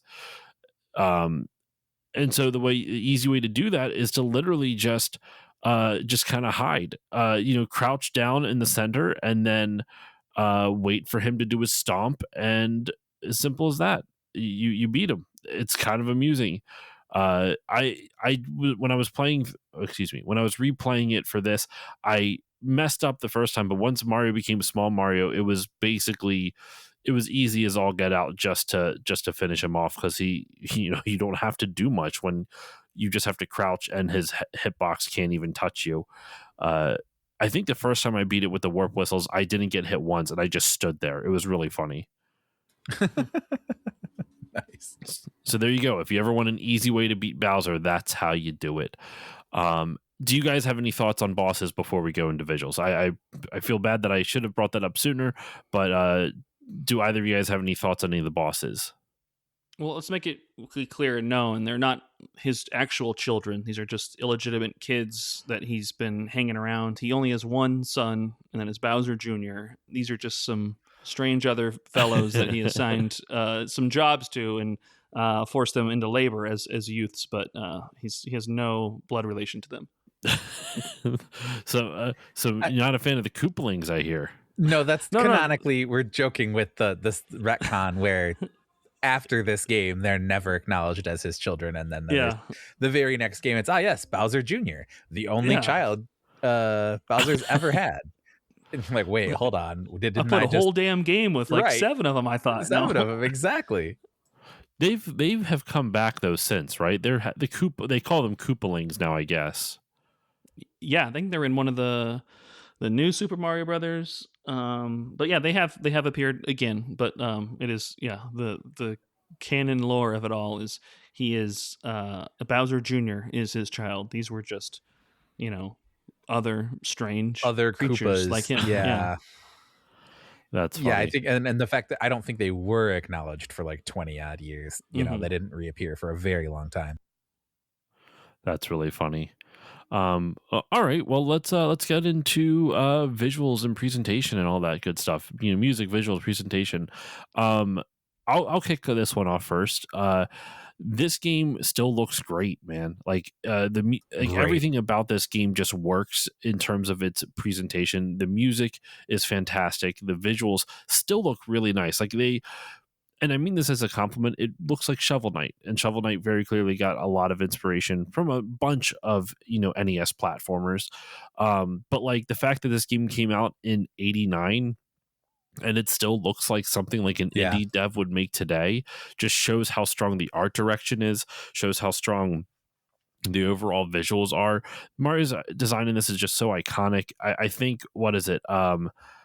When I mentioned it in my Super Mario Bros. 1 episode earlier this month. But like, you know, one of the reasons Mario is my gateway into gaming isn't just because it's a good game. It's because it was a cartoon I could control, and this game looks like a cartoon. Yeah. It really does look like a cartoon that you.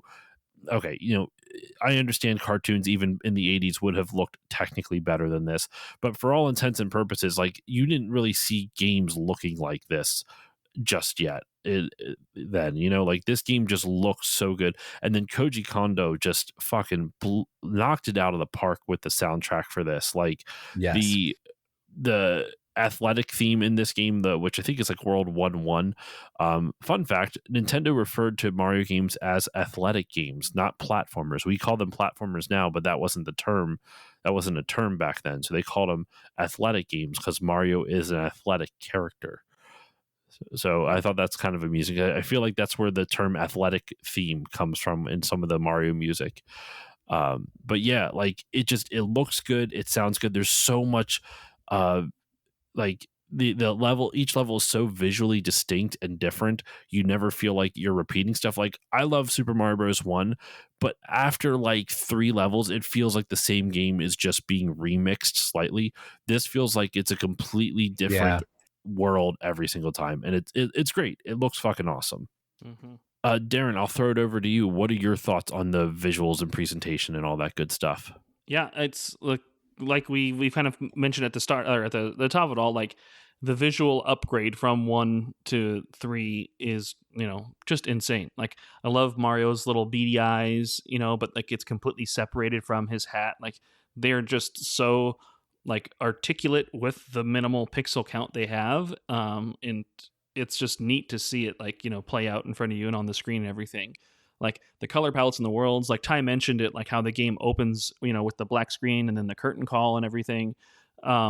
All of the stages have like this theater element to it all. Like, you can see the little floating boxes have like bolts and things holding them into place. There's like cables holding other ones down. Like, it's actually, you know, has like this mock theater presentation of how the story is played out. And as the stages end, you know, it's like Mario running off stage, you know, behind the curtains and behind so the cool. Stage and everything, like, you know, to get the world ending or the stage ending stuff. Like, I think it's neat. I have no idea, like, lore wise and story wise, why that is this just like vacation downtime and, you know, Mario putting on a play about the adventures he's been on in his life or whatever? I don't know, but I think it's a cool theme, and just visually and musically. Like, again, it's not just like the underworld theme and the overworld theme like in Mario 1. There are, you know, songs for each world. Like, the stages have variety to them. The sound effects of like the stars twirling and like rotating around, like, all of it is just, you know, top notch. 10 out of 10 would listen to again. Yeah, absolutely. And the way that different themes come back from each level, you know, there's like an underground theme that's upgrade of the original Mario Underground theme. All the little like pipes, like pipe shortcuts. One of the things that I just did to do, because a future musician, I guess, here just had to, like, you know, doop doop doop pipe sound. Okay, do do do do do do do do do do do, like, and I tried to hit the pipe sound so that it came in on the next measure. So I'm just speed running, but only from pipe to pipe in the pipe shortcut world, because I'm like, whoop, whoop, whoop, like, and I want to get it so that I'm back up the pipe in time to hit it on the same downbeat. Just lots of weird little things like that. The presentation, and again, each of the lands, like the overworld, not only gave you, okay, cool, there's nonlinear gameplay, we can skip levels, you know, oh, I can see there's something locked behind a rock, but I need to be the hammer brother. Oh, I have a choice, I can break this rock or that rock. Maybe I'm gonna miss out on that, you know, maybe I'm gonna wonder where that boat takes me. And like the paths in 3 kind of go like transparent, like go with the water, right? There's like the outlines, the land kind of fades away into the water and then picks back up. Just all sorts of little touches. Ice world, like the ice looks incredible. And again, the plants dance with the music, the ice shines with the music, everything sounds icy or sounds planty. You know, the Giant Land theme is a bop, right? Like, and Mhm. it just really so effectively conveys. And then going into a pipe and not knowing where you're going to end up, and boop, you're in a sky and it's different music, or boop, you're underground and it's the underground music. Like, oh shoot, I'm underground. You know, like it's just all put together so well, and the level of polish is just incredible. I think too the icing on the cake of it all though, like the box art. Like I've always loved just Mhm. the simple minimalist box like design. Bright yellow box, bold text of the title with a neat little like red drop shadow kind of like, to kind of like make it pop a little. And then that key art that's like in all of the instruction manual and all over like Nintendo Powers and stuff, like that solidified Mario's look for 30 years or so. Like it really wouldn't be like tweaked much from there until like some of the Mario RPG stuff or even like the new Super Mario Brothers stuff. But like it's just so simple. He's got the raccoon suit, he's flying through this like the air, he's got his arms spread, super colorful and just like minimal, and it just sells it right there. And like even though that is so simple, there's just so much to like the game that like it's just it's top to bottom, like it's like fantastic. Like I just love every little touch of decision Nintendo made to put this out was like the right decision. Mhm. I think it's just a testament to it too, man, where it's like I've said before, I didn't grow up with this. This is a game of misplaced nostalgia for me, but everything about it just fucking works. Like it looks good, it sounds good, it feels good to play, though I do think I like Mario World's controls a little bit more. But even with that in mind, like once I got used to the physics of this game, it still controls well. It's still just everything about this game fires on excuse me, everything about this game just fires on all cylinders. And it's a little daunting at times to talk about games like this where it's like, what else could I say that hasn't already been said? Like people have been talking about this game for years and will continue to talk about this game for years because it's one of the most important and one of the best games of all time. And while I don't know, I think I even made this point in the last episode or episode prior. I don't fucking remember anymore. That was like a month ago. But like, how do you like? Did we add anything new to the conversation? I don't know. But this game is just so amazing and so worth playing. And even if I can't add anything new because everything's been already said, I would hate not having the chance to talk about it and just get to chat with, wonderful people such as yourselves about what makes this game just so amazing. And so with that in mind, just kind of thinking about like Mario 3 in those kind of in that capacity, the legacy of this game, right? Like Mm. what did this game mean for when it came out, and what does it still mean today? And that's a really big question. I'm not necessarily saying we need to have like a really smart and definitive answer. We're super intellectual people, we know what we're talking about, and nothing like that. But like just at least on a personal level, what does this game's legacy mean to you? And that's kind of how we'll do our final thoughts, I think, for this episode. I'm going to go first, and I'll throw it over to both of you as my guests so you can have the final word on this. And all I want to say is, like, in terms of legacy and like what this game has kind of meant to me is like this game, I think, is one of Nintendo's first steps into perfecting 2D game design. The Super Nintendo is where they truly 100% perfected it, but like this game is the building blocks and the foundation for that. And I I love being able to revisit this game. I still think it holds up so well. I mentioned at the top of the episode about the misplaced nostalgia. And while I still stand by it, it's still something I'm nostalgic for, even though, that really doesn't make any sense that I'm nostalgic for it because I didn't grow up with it per se. I kind of grew up with it Yeah. like adjacent to it.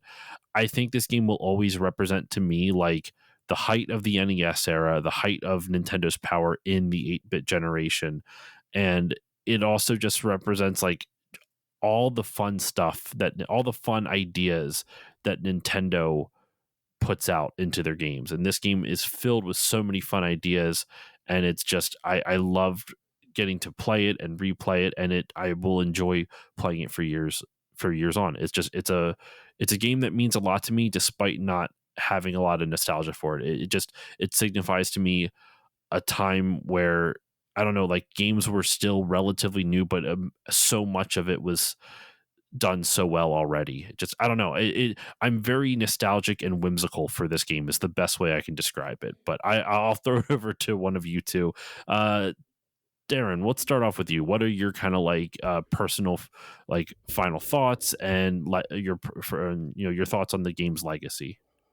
Yeah, I mean the legacy of this game, I think like this was going into like the next generation. This was the tail end of the NES essentially. The SNES wouldn't be much further behind it and everything. I think this was the games industry evolving a bit and Nintendo like demonstrating like like some foundational decision making that would stick with them for years. Like they're making a game not in response to what they think players want, but they're making a game that they think is good, and we're going to enjoy it whether we want it or not.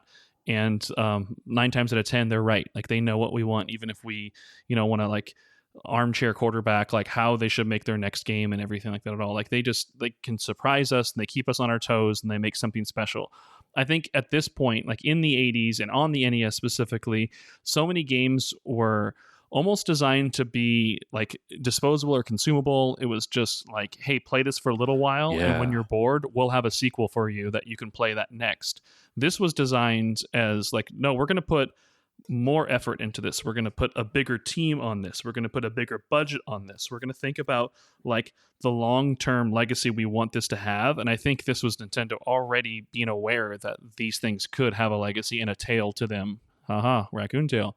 And so it was just, it's that first big one for them. And so it was more than just one game replaced by its sequel. It is still a game, like we've already kind of talked about. Like, I mean, there's still people who may like this more than World or World more than this or whatever. It's one that stands up with it and is not replaced by its sequel. So like that can only happen with that really deliberate touch and really deliberate attention. And so like it's just neat to see how Nintendo, even in their first few years in their first generation as a video game like maker, was already starting to see how this could be more than just like a flash form of entertainment, but something that you may like put on your shelf and put back in and think about down the road while you're playing, after you're playing something else, and come back to, not just move on from. So yeah, for me, I don't think I could articulate that or recognize that as a child, but the fact that I would maybe want to,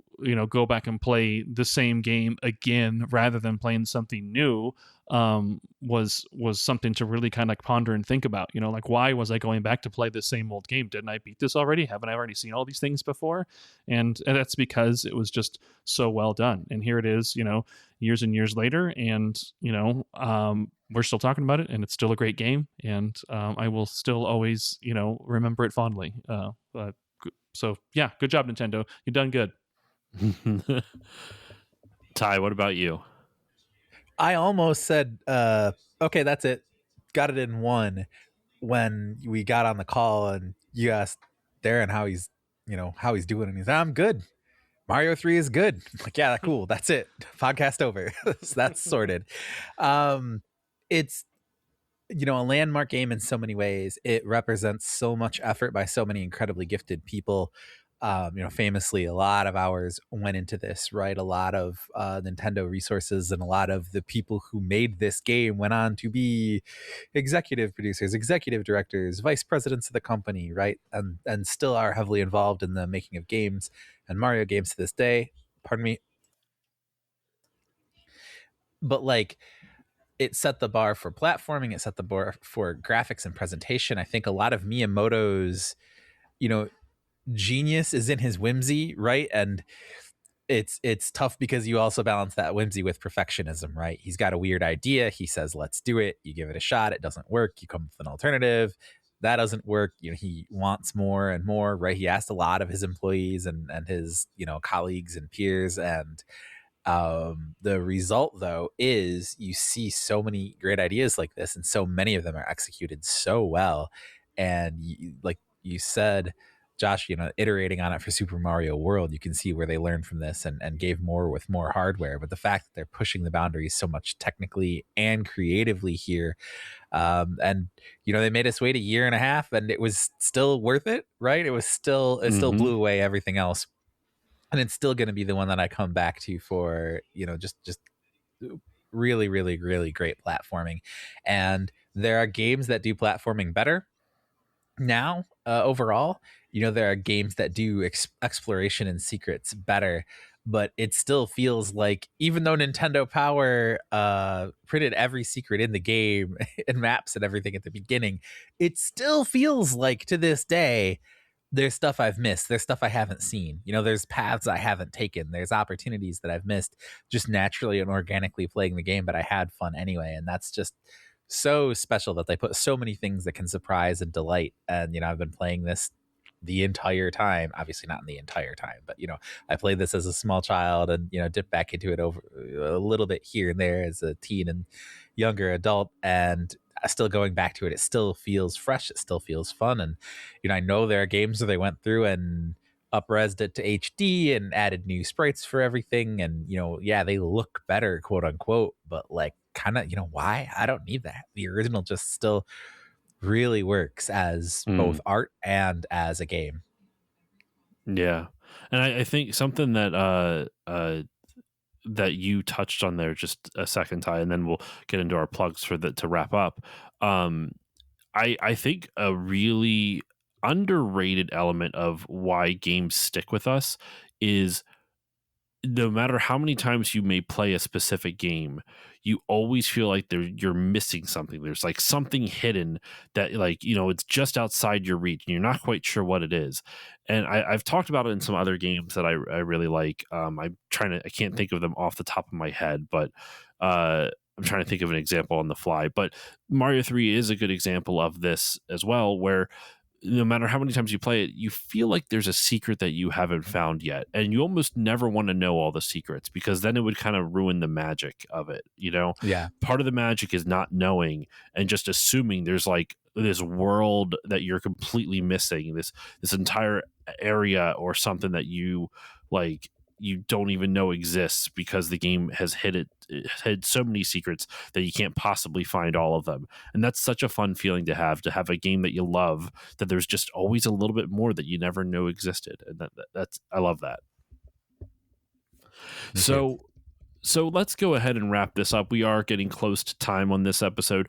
Darren, Ty, thank you so much for joining me on this one. This was a ton of fun getting to chat about Mario 3. I appreciate you both of you giving so much of your time for this one. This is a over 2 hour long recording session, so I appreciate you. Let's wrap this up with some plugs. Where can the good people find you online? Is there anything you would like to promote? Ty, we'll start off with you. Sure. FunFactorPod.com.